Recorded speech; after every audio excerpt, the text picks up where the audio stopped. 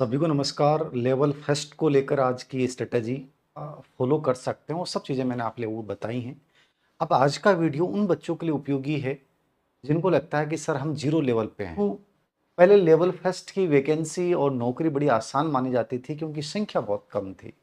अब वो हालात नहीं रहे कि आप ये सोच रहे हैं कि मैं पेपर देने जाऊंगा और मेरा सिलेक्शन हो जाएगा। वो स्थितियां बदल चुकी हैं। खूब लोगों ने बीएसटीसी की हैं, राजस्थान से बाहर से।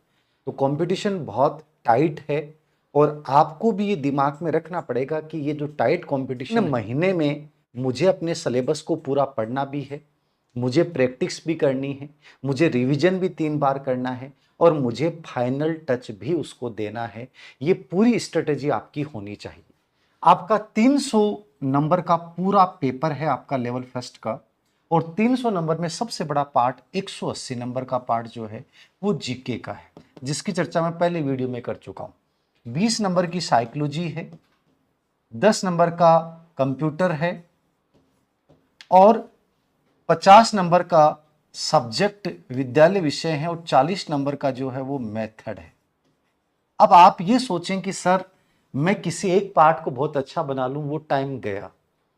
जीके के ऊपर सभी बच्चे फोकस करेंगे, लेकिन मैं ये मानता हूं कि ये जो 180 के नंबर के अलावा ये जो पार्ट है, इसमें आप कितनी लीड लेते हो, ये आपके सिलेक्शन में आपकी सबसे बड़ी भूमिका निभाएगा। और सबसे बड़ी प्रॉब्लम, जीके की बहुत सारी किताबें हैं, लेकिन ये जो लास्ट वाला पार्ट है इसकी तो कोई अच्छी किताब मार्केट में उपलब्ध भी नहीं है। ये वीडियो बनाने से पहले मैंने कई दिन एनालिसिस करने के बाद निष्कर्ष निकाला कि इस पार्ट में आपको सबसे अधिक मेहनत करने की आवश्यकता है। अब चूंकि 180 नंबर वाला पार्ट है, इसकी मैं किताबों की लिस्ट पहले ही शेयर कर चुका हूं। आपको जो कंटेंट आपको बेटर लगता है, जहां आप सहज होते हो, चाहे वो आपकी किसी कोचिंग के नोट्स हो या आपने जो पहले से नोट्स तैयार कर रखे हैं, देखो इसमें सिंपल सा सिस्टम ये होता है। यदि मैंने कोई चीज पहले से पढ़ रखी है, यदि वो इनफ है, तो मुझे बदलने की आवश्यकता नहीं है। लेकिन चूंकि अब अधीनस्थ सेवा चयन बोर्ड का भी पैटर्न बहुत अच्छा होता जा रहा है, प्रश्नों का लेवल बहुत अच्छा होता जा रहा है, तो कहीं ना कहीं हमें थोड़ा सा एग्जाम पैटर्न को फॉलो करना है जो लेटेस्ट में। 5 साल पहले के पेपर मत देखो, लेकिन 1 या 2 साल या 3 महीने के पेपर आप जरूर रीड करें। उससे एक आइडिया लगेगा कि मुझे कहां तक जाना चाहिए। मैं ये कहूंगा कि यदि आप जीरो लेवल पे हैं, तो सबसे पहले आपको यही काम करना है कि पूरे सिलेबस का एनालिसिस करके एक प्लानिंग करो। और प्लानिंग जो भी करो आप इस पार्ट की पूरी, उस प्लानिंग में कम से कम ये कोशिश करो कि 4 पार्ट में उसको डिवाइड करो पूरी प्लानिंग को। सबसे पहला मेरा वो लेवल हो जिसमें मैं पूरे सिलेबस को, जो उसका कोर पार्ट है, मुझे लगता है उसका बेसिक पार्ट है, मैं उस बेसिक पार्ट को तैयार करूं, यानी फाउंडेशन स्तर। कम से कम फाउंडेशन लेवल के ऊपर मैं 1 से 1.5 महीना दूं, यानी 45 दिन दूं, और पूरे सिलेबस के वो टॉपिक्स जहां से लगातार प्रश्न पूछे जाते हैं उनको एक बार, या जो मेरा कमजोर पार्ट है मैं उसको सबसे पहले तैयार करूं। फिर मैं फाउंडेशन स्टेज के आधार पर अपना मूल्यांकन करूं कि सर मैं क्या इसमें लीड कर पा रहा हूं। पूरे पेपर का बता रहा हूं, आपको 300 नंबर का बता रहा हूं कि 300 नंबर में मुझे टारगेट ये करना है कि 300 नंबर में से मैं ये कोशिश करूं कि मैं कम से कम मैं 280 नंबर का मैटर है वो कम से कम पढ़ के जाऊं। नंबर कितने आएंगे वो अलग चाहिए, लेकिन 280 का तो मैं पार्ट तैयार कर लूं अच्छे से। तो फाउंडेशन स्टेज में कम से कम आप ये करें 45 दिन बहुत अच्छे से। फिर आप इसका रिव्यू करें, आप अपने आप को ट्रैक करें, देखें कि मैं क्या कितना कर पा रहा हूं, कितना नहीं कर पा रहा हूं। और आपको लगता है कि जो आपका कंटेंट कमजोर है, कोई भी आपने टेस्ट दिया, मंथली 3 से 4 टेस्ट दीजिए आप, और वहां देख लीजिए कि आपकी कमजोरियां क्या रही है। उसके आधार पे फिर जो आपका दूसरा जो लेवल है, जिसको मैंने नाम दिया टॉपिक कवरेज। टॉपिक कवरेज का मतलब है इसमें आपको लगता है इस टॉपिक में मुझे और कंटेंट ऐड करने की आवश्यकता है, तो हल्का सा उसी में ऐड कर लिया, कोई बहुत ज्यादा नया नहीं किया, लेकिन उसी टॉपिक को आपने बढ़ा दिया। उस टॉपिक का कोई डीपली पार्ट है जहां से प्रश्न आ रहा है, उसको आपने कर लिया। तो इसके अंतर्गत, कवरेज के अंतर्गत आप कोशिश करें कि लगभग 40 से 45 दिन, वही इसके अंतर्गत आप पूरे सिलेबस का जो भी पार्ट बच गया है या डीपली पार्ट है उसको भी आपने कर लिया है। अब यहां आपके 2 इंपॉर्टेंट पार्ट तैयार हो गए हैं।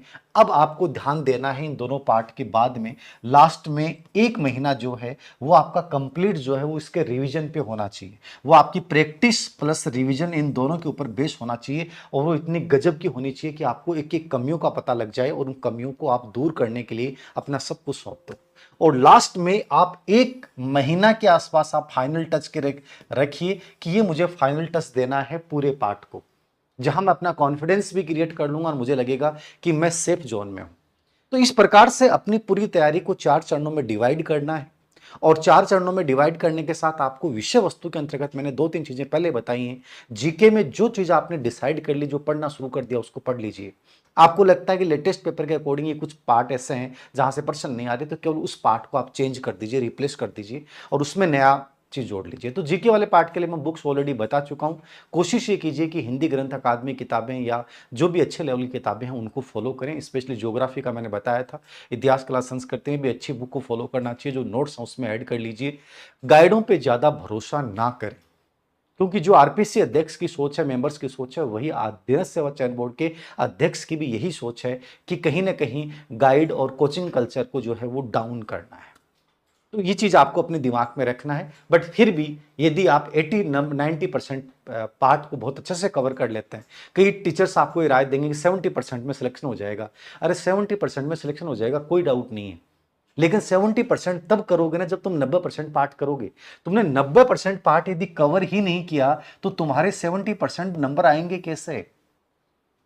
हाँ, 70% में सिलेक्शन हो जाएगा, लेकिन 90% पार्ट ऐसा तो होना चाहिए जिसमें कॉन्फिडेंस आ जाए कि सर देव सिंह सर आपका टेस्ट दिया हमने मैराथन, और उसमें मेरे नंबर आ रहे हैं 70 से 75%। तो इस और सेकंड लेवल जीके का उस टेस्ट को आप में से कोई बच्चा दे के देखना उसमें कितने परसेंट सही हो रहा है। तो ऐसे मतलब आप अपने आप को जांचे तो सही कि यार रियल में मैं हूं कहां पे, मेरी वास्तविक स्थिति क्या है, मुझे कितना एफर्ट्स करने की आवश्यकता है। तो 90% कवर करोगे तब 70% में पहुंचोगे, वरना पहुंचोगे नहीं। तो इसके लिए थोड़ा सा ये आप 4 पार्ट में अपनी तैयारी को डिवाइड कीजिए और उसके अकॉर्डिंग थोड़ी सी स्ट्रेटेजी प्लान कीजिए। नंबर 2 जो मैं आपको बार बार बोलूंगा कि पूरे दिन को जब आप तो इसमें कोशिश करें कि कम से कम आप कम से कम बता रहा हूं 10 से 12 घंटे अपने लिए निकालिए।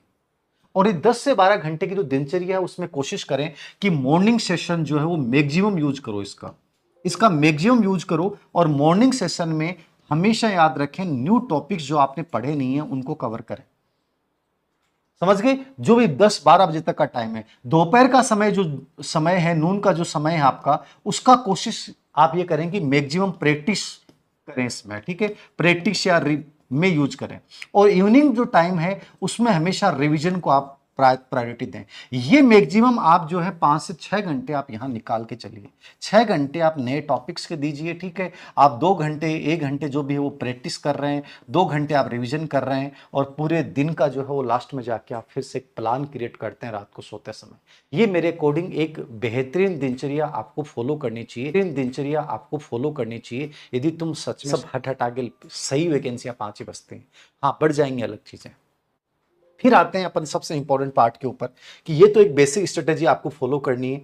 कोशिश करें कि जो पार्ट आपने पढ़ा है सेल्फ असेसमेंट जरूर करें।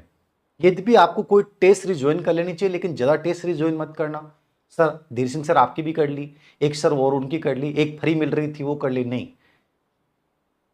आपको ये लग रहा है कि ये टीचर खुद मेहनत कर रहा है, खुद ने टेस्ट बनाए, वो कोई भी बेहतरीन टेस्ट रिज्वाइन करो। कंटेंट राइटर के भरोसे मत रहना। आप अपनी जिंदगी में कोशिश करें कि इस मौके को जाने ना देना। और लड़कों को स्पेशली मैं कहूंगा, आप लोगों ने सबने सैयारा मूवी देख ली होगी, खूब रो लिए होंगे सिनेमा हॉल में जाकर। आप समझ जाओ, इस जिंदगी में यदि आपको वो सितारा बनना है जो चाहे जगह बदल दे लेकिन हमेशा चमकता हुआ दिखाई देगा, इस मूवी का बड़ा प्यारा सा मैसेज था। ये दुनिया हमेशा स्वीकार उसे करती है जो चमकता है। तो कोशिश ये करें कि यहां थोड़ा सा एफर्ट्स नेक्स्ट लेवल के करें। यहां आप दूसरों के भरोसे नहीं जी सकते, दूसरों के भरोसे नहीं रह सकते, खुद को आपको हर चीजें करनी पड़ेंगी। तो जीके वाले पार्ट में ये चीजें कर लें आप। उसके अलावा जो मैं आपको ये बता रहा हूं कि यहाँ पे आपको जो आपका सिलेबस है ये मैंने पहले चर्चा कर ली है, जीके वाले पार्ट में क्या पढ़ना है। शैक्षिक परिदर्शन में अवनी वाली किताब प्रीफेयर रखें, बेस्ट है। इसकी ऑब्जेक्टिव बुक भी हम बहुत जल्दी गजब का संस्करण निकाल रहे हैं अपडेट के साथ, तो ऑब्जेक्टिव इसका आ जाएगा पूरा का पूरा। करंट को लेकर थोड़ा सा याद रखिएगा, खुद अपने लेवल पे तैयार करें, बाकी राजस्थान की सूझश को बेश माने। विद्यालय विषयों की बात करता हूं मैं। 50 अंक का पार्ट है विद्यालय विषय, और ये बड़ा पार्ट है विद्यालय विषय। जहां 50 नंबर का पार्ट है। आप 50 नंबर के पार्ट की जितनी भी किताबें, जैसे मैंने ये तो सिलेबस आप लोगों का, ठीक है, ये मैंने सब देखा, पूरा सिलेबस भी देखा, राजस्थान बोर्ड की किताबें भी देखी। तो मेरे दिमाग में एक ही चीज एनालिसिस जो मैंने किया, वो एक चीज समझ में आई मुझे कि आप गाइडों के भरोसे तो नहीं रह सकते, क्योंकि मार्केट में जो भी गाइडें आ रही हैं भी बिक रही हैं, बच्चे ले रहे हैं। लेकिन फिर भी मैंने ये चीज नोट की है कि इन किताबों में, गाइडों में कंटेंट जो है वो नहीं है बढ़िया। तो कंटेंट नहीं है तो सर कहां से पढ़ें इस विषय को, इस पाठ को हम कहां से कैसे तैयार करें कि कोई दिक्कत नहीं आए। तो एक याद रखिएगा, विद्यालय विषय का जो पाठ है आपका, वो 50 नंबर का पाठ है,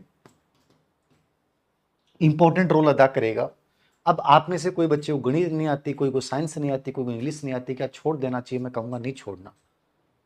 हिंदी वाला पार्ट आप सब तैयार कर लोगे, हिंदी की ये 10 नंबर हैं। इंग्लिश आप में से हो सकता नहीं आती, लेकिन इंग्लिश के टीचर से मैंने डिस्कशन किया तो उन्होंने बोला कि सर ऐसा कोई पार्ट नहीं है जो पढ़ा नहीं जा सकता। मतलब 6-7 घंटे के नोट्स के रूप में एक जारी करेंगे, प्लान कर रहे हैं इसको लेकर, बट कब होगा, महीना 2 महीना लगेगा उसमें। लेकिन फिर भी आप अपने लेवल पे जो भी पार्ट पढ़ रहे हो, हिंदी है, ठीक है, साइंस है, मैथ है और एसएस है, अब ये पार्ट हैं आपके 50 नंबर के, 10-10 नंबर के। अब हो सकता है कोई पार्ट आपका कमजोर है, लेकिन मैं ये चाहूंगा कि इसमें जो आपको एकदम ही समझ में नहीं आता उसको भले ही छोड़ दें, लेकिन कुछ पार्ट कवर करें। अब एसएस है, ये बहुत आसान है, जब जीके पढ़ तो जीके ढंग से पढ़ लिया एसएस तैयार हो गया। और राजस्थान बोर्ड की बुक से पिछली बार कंप्लीट पेपर है। 6वीं 7वीं 8वीं 9वीं 10वीं में जो टॉपिक हैं वो देख लो, और उन टॉपिक्स के नोट्स या जैसे भी पीडीएफ हैं ले लो, पढ़ लो, और पीवाईक्यू पढ़ लो। एसएसटी के प्रश्न गलत नहीं होंगे, गाइडों के भरोसे मत रहना, अच्छी गाइड मार्केट में नहीं है। मैथ जो है वो कोई गाइड का मतलब नहीं है, यद्यपि रामनिवास मथुरिया की और एक स्माइल पब्लिकेशन की किताब आती है, लेकिन फिर भी मैं कहूंगा कि ये विषय जिसको नहीं आता है उसको इसकी प्रैक्टिस करनी चाहिए या कोचिंग करनी चाहिए। हम भी इसका एक छोटा सा कोर्स लाएंगे साइंस और मैथ का, लेकिन फिर भी आपको यदि कोई और बेटर मिलता है तो आप कहीं भी कोई भी कोर्स ले लीजिए और इस पार्ट को कोर्स के माध्यम से पूरा कीजिए, कोई अच्छे टीचर से, जहां बहुत अच्छे से ईमानदारी से ऑब्जेक्टिव किताब आपकी आपने रीड के टाइम पढ़ी थी, वही किताब आप यूज कर सकते हैं, वही सेम टॉपिक है। यद्यपि 6वीं 7वीं 8वीं 9वीं 10वीं में जो टॉपिक हैं वो लगभग यहां से मिल जाएंगे, उन किताबों को भी आप प्रायोरिटी दीजिए, क्योंकि बेसिक पर्सन जो आते हैं वहीं से आते हैं, आरबीसी बोर्ड की बुक से। तो इन किताबों में जो टॉपिक मिल जाते हैं वो तैयार कर लो। बाकी इसका मेरा भी प्रयास है, जैसे हेमराज जी ने पिछली बार एक रिट में आप लोगों के लिए एक पार्ट तैयार किया था, उसकी एक शॉर्ट परीक्षा विशेषांक के रूप में आपको उपलब्ध करवाया जाए, लेकिन आप ही पढ़ लेना। बाकी इंग्लिश का कोई छोटा सा वर्जन कहीं भी मार्केट में अच्छा उपलब्ध नहीं है, जो गाइडें कंबाइंड आ रही है उसमें कोई एक पार्ट अच्छा है, कोई एक पार्ट खराब है, तो मैं चाहता हूं कि अभी मत लो आप। इंग्लिश में यद्यपि दक्ष की अच्छी आती है, टीचिंग मेथड और कंटेंट दोनों ही दक्ष से अच्छा आता है, यद्यपि हम इस पे भी एक शॉर्ट परीक्षा विशेषांक लाएंगे, लेकिन फिर भी आप ये दक्ष ले सकते हो, इस पे अच्छा पार्ट है इसका। और हिंदी जो है वो राजस्थान बोर्ड की जो आपकी किताब है 9वीं से 12वीं तक जो चलती है, वो किताब इसके लिए इनफ है, प्लस पीवाईक्यू देख लो। पीवाईक्यू तो सभी में देखने हैं आपको, पीवाईक्यू तो सभी पार्ट्स के देखने, जिससे आपकी समझ बनेगी कि लास्ट ईयर कैसे प्रश्न आए और फिलहाल इनसे कैसे प्रश्न आ रहे हैं। इनकी तो आप प्रैक्टिस साथ में करें। और यदि मान लीजिए कहीं कोचिंग में आप कर रहे हैं और वहां आपको बहुत अच्छे से नोट्स इन पार्ट्स के लिखाए गए हैं और टीचर संबंधित बहुत अच्छे हैं, तो रखिए। और आपको लगता है कोई पार्ट अच्छा नहीं कराया है, तो किसी एक्सपर्ट टीचर्स के कंटेंट जो है वो ले लीजिए। सब टीचर, सब कोचिंग में 4 टीचर अच्छे मिलेंगे, 2 नहीं मिलेंगे, कोई दुनिया की ऐसी कोचिंग नहीं है जिसमें सब कुछ परफेक्ट मिलेगा। 2 पार्ट अच्छे हैं, 2 कमजोर हैं, तो कम से कम ये कोशिश करें कि हमें एक अच्छा मेहनत, क्योंकि ये टाइम बार बार नहीं आएगा, आप अपने आप को दूसरा मौका नहीं दे सकते, और दूसरा मौका नहीं दे सकते तो यहां रिस्क नहीं लेना, इसको अच्छे से तैयार करना है। यही बात मैं कहूंगा टीचिंग मेथड। अब टीचिंग मेथड का जो पार्ट है, मैंने देखा मार्केट में जितनी भी गाइडें हैं, यद्यपि कुछ अभी ठीक ठाक आई हैं, लेकिन फिर भी इसमें कुछ पर्सन नए आते हैं, तो वो पीवाईक्यू बेस होता है, थोड़ा सा आपको वहां समझदारी बतानी है। यद्यपि टीचिंग मेथड के ऊपर यदि कोई गाइड 40 नंबर के पार्ट के लिए अपन बात करें, तो एक तो अभी मंगल की आई है कोई धिंदवाल पब्लिकेशन से, ठीक है, ठीक है, ये आप देख सकते हो मंगल वाली, ठीक है। फर्स्ट रैंक की भी अमूमन ठीक मानी जाती है टीचिंग मेथड के लिए, लेकिन कंटेंट इन्होंने वही सेम रखा है पिछली बार वाला, कोई ज्यादा अपडेट नहीं किया है। तो आप इनमें से कोई भी एक गाइड ले लीजिए मंगल या फर्स्ट रैंक में से टीचिंग मेथड के लिए, यद्यपि आपको इसके भरोसे नहीं रहना है। इसका पीवाईक्यू वर्जन हम निकाल रहे हैं, लगभग 2-3 सब्जेक्ट के तैयार हो गया है, जो लेटेस्ट है, आज तक के प्रश्न इसमें आएंगे।